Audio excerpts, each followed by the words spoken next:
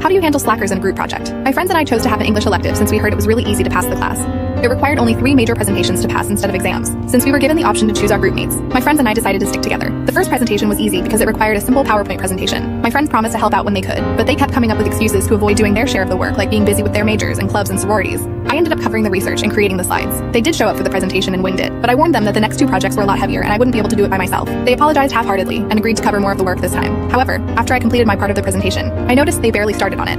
I felt really angry, but I found it hard to confront them since they were my friends. Finally, the last project was assigned, and rather than a PowerPoint, it required a video and an individual printed essay. I begged my friends to help me out with the video. Instead, they got angry at me for constantly bugging them about a minor elective. I was devastated at how they treated me. For them, it was a simple elective because they could actually afford college. But for me, my grades seriously mattered because I was on a scholarship. So I started the work early and accomplished it all on my own without splitting up the parts. When they asked me about the project a week before the deadline, I told them not to worry since I completed it for the group. However, they forgot about the individual essay that was meant to be submitted to the professor a day before the deadline. So in the end, they failed and had to retake the class without my